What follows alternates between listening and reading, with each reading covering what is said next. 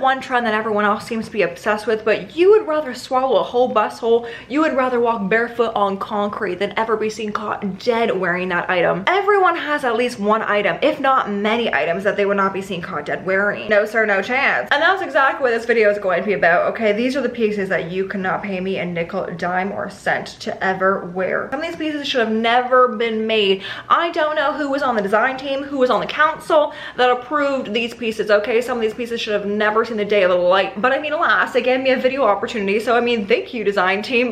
No, but I mean, seriously, who approved of these pieces? Hello, everybody. Welcome back to another video. My name is Sabrina, and I talk a lot about luxury fashion, more affordable fashion, and today I'm going to be yapping about things that should have never seen the day of light in fashion. And if you like any of these pieces, okay, don't listen to me. I'm just simply a woman yapping on the internet, okay? Wear what you want to wear. If you feel fabulous in that item, go on, okay? Proceed. Don't listen to me. Wear what makes you feel fabulous. This is just my own opinion and what I would not choose to wear, but if you like it, continue on wearing it. So let's get into today's video. If Balenciaga has no fans, I am dead. I am deceased. Okay, one thing you should know about me is that I am a big Balenciaga hater, and I feel like ever since that scandal with the children, I'm not going to go into it. It was disgusting. I really became an ultra hater of Balenciaga. This is not referring to like back in the day Balenciaga, when Balenciaga was grand, it was beautiful. No, I'm talking about Demna Balenciaga. I touched on this in my previous video about me being an absolute hater of Demna, and it's just unfortunate that he's going over to Gucci now. I won't get into that, but I'm going to speak about specifically the extra large trainers, because really I could sit here and talk to you about anything Balenciaga, which would be a very long video, but for the sake of this I'm going to talk about those extra large chunky sneakers. Now look, we've been seeing these extra large sneakers for years now. Those are nothing new, but I think it was, I want to say spring summer 23 or 24 runway where they had these extra large sneakers. I'm talking almost like bricks for your no, I feel like a brick is too small. What's bigger than a brick? A coffee table for your shoes, it seemed like. Why were these atrocious looking things being stomped on the streets? And you think that no one is gonna be wearing these? Wrong. I actually saw someone about a month ago, I would say, wearing these, and it ruined my whole day. I saw these and immediately, obviously you're gonna look down, you're like, wow, oh my god, what is going on down there? You think that these are big, like in the photo they look big. No, I can assure you, seeing them in the flesh, they're massive. You can see them from space likely. The aliens probably know about these up above. Oh my god. And I remember seeing these down the runway the very first time and thinking, wow, these are something. Boy, was I right. Now I could just be out here hating. I mean, I have yet to try these on, nor will I ever try them on. Okay, let's get one thing clear. But they also look like they would be 10 pounds each. And I don't know about you, but I don't think the average person wants to be carrying around an extra 10 pounds on their feet as they stomp a bump. You could not pay me to wear just about anything from Balenciaga. There has been a couple things where I'm like, oh wow, you know, that's chic and beautiful, but the rare occurrence, oh my god, the rare. And when it does happen, I'm like, wow, you know, did not see that one coming. I will say, I think it was Kim Kardashian at the Vanity Fair party after the Oscars. I think she wore Balenciaga and it was this white dress with a structured little corset. I did actually like that, but that was about it, you know? I truly could sit here all day and make an entire video of all things Balenciaga that I would not wear. The duct tape bracelet, what, the DHL shirt. I mean, this is exactly why I don't like Demna. I think he just creates things for shits and giggles and to rage bait and to get things viral. Has it worked? Yes. The next one, God help us all, is the Miu Miu Underwear. There was this photo of Kendall Jenner, and I think it was for Bottega Veneta, of her wearing these knickers with the 2 sunflowers, maybe it was 3, I don't know. The thing is, it looks better because she's wearing all black, okay? It doesn't really show that she's wearing underwear. Versus when Kendall Jenner was seen wearing these tighty whities with also black tights, and it's giving Captain Underwear. It's giving Captain Underpants going down the streets of the city. And you know what? I am a firm believer in never say never. I'm a firm believer in saying that. There has been so many times in life where I've said that would never happen to me, and lo and behold, the next following year it does happen, okay? So I'm not out here being like, never would I ever wear such things, because you truly never know. But underwear is where I draw the line, okay? Never will I ever wear that. And the guilty person behind such trend definitely goes to Miu Miu. Miu Miu was notorious for sending out all the underwear down the runway. Sequins, casual underwear. What's worse, sequins or casual underwear? Actually, no, the sequins was worse, because the sequins, I think it was going for like 8K, 9K. Who was wearing that? Okay, the next one is a recent one down the spring summer 25 runway, and I don't really know how to explain it necessarily, but it is almost like these like socks that the models are wearing down the runway as they're wearing open-toe sandals. It almost reminds me, although not really quite, of a ballet little sockette that you'd wear. I mean, what is the purpose of this? It's just extra branding at this point. I mean, who is really buying a little piece of fabric to put over their foot that just says Miu Miu on it? Like, I get you want to flex, and by all means go for that flex, but is this the right way you want to go about it? And as I'm filming this, these also have been released, okay? So you can get your hands on these for $790, but at least thank you, Miu Miu, for providing us with a 3-pack, okay? They don't just come with one, they come with three. And they come in some fun colorways, I guess you could say. Yellow, pink, blue. But really, you know, honestly, these leave me puzzled. Let me know in the comments if you also do not understand this, because I hope it's not just me. The next one is a little bit of a crowd pleaser, and it's probably just me out here hating. But it's the barrel jeans. It is the barrel jeans. I mean, the name says enough. Barrel jeans.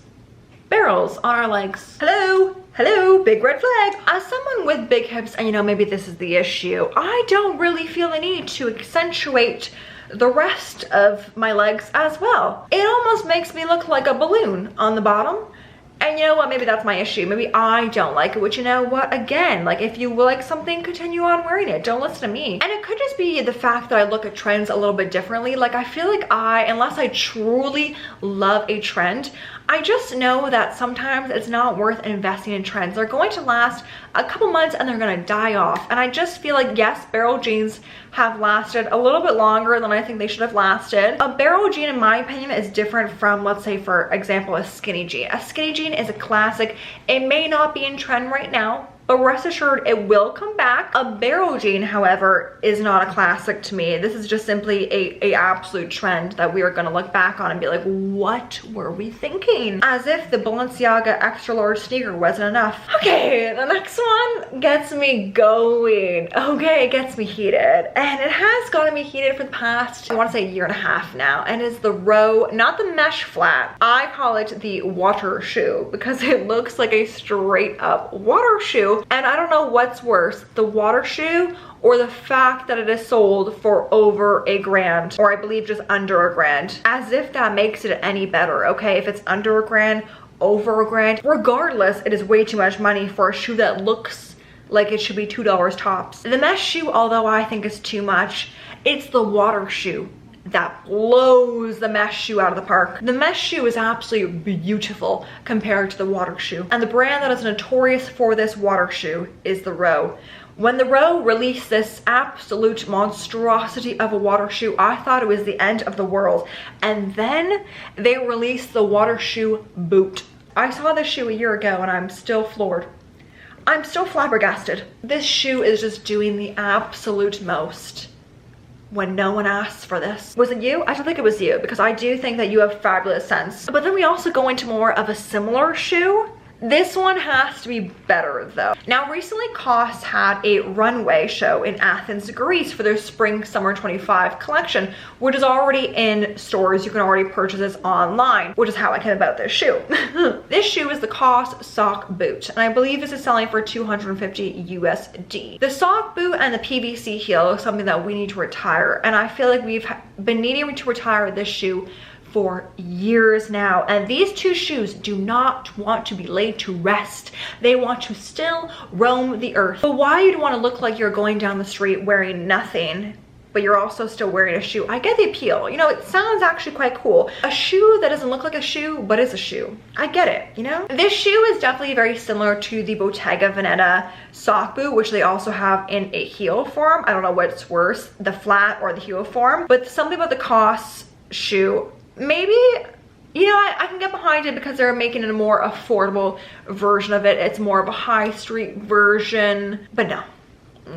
There's no saving this shoe. The only saving grace is that I really have not seen a lot of the sock boots out in the wild, because you know what, if you're going to spend that much money, I'm talking the Bottega Veneta version, on a cloth material of a shoe, obviously it's going to get very dirty very quickly. It's not going to last you. And you know what, I think society has come to the conclusion that if I'm going to spend $1 grand, $2 grand, I want this shoe to last me. And I think we as a society are coming together and are saying no to shoes that are $1, $2 grand that are not going to last us. Okay, the next item is an item that I can afford. So I mean, who am I to say about this? But it is the Miu Miu Fleece Zip-up. Who are we kidding? It's a fleece zip-up that you can get at Uniqlo with a Miu Miu logo on it. I love ridiculous things, but this is too much. This draws the line. Also, it's giving banker, and I don't know about you, but I don't want to be seen wearing a Patagonia vest. And listen, this is no shade to Patagonia, but why on God's green earth would I pay $3 grand for a fleece sweater with a Miu Miu logo stamped on it? Every brand is gonna have their gimmicks. This is drawing the line, because also I know how to stamp a logo into a piece of clothing, okay? Depending on obviously the logo, you can either iron it, you can sew it in, okay? It's not rocket science, I can tell you that. I could make this myself, okay? I could just simply go buy myself a fleece sweater, go buy myself a Miu Miu logo. Don't know where I'd buy that, but you know what?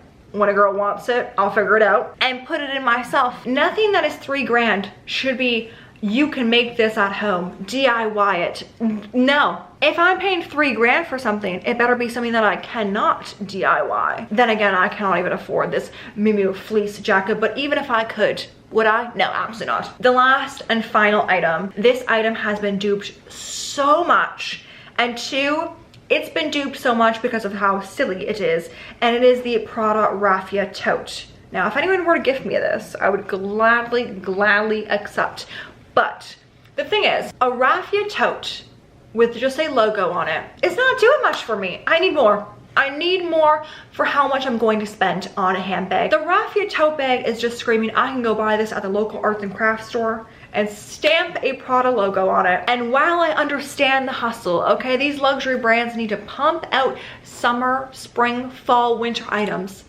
This is just simply a gimmick. Mind you, is it a good beach flex? Yes. You know what? I would love to flex out on that beach, but that's about it. You know what? Some of these items are just doing the absolute most, okay? And I would love to know your thoughts on either the items that I mentioned or the items that I did not mention, okay? What are the items that you would not be seen caught dead wearing or buying? I wanted this video to be a little bit more lighthearted, okay? Please don't take offense to anything that I said. All right, guys, I'm going to wrap up this video here, but I really hope you did enjoy watching this video. If you did, I would love if you would like and subscribe. It means the absolute most to me, and I will see you in next Sunday's video. I hope you have the utmost fabulous day, and bye, guys.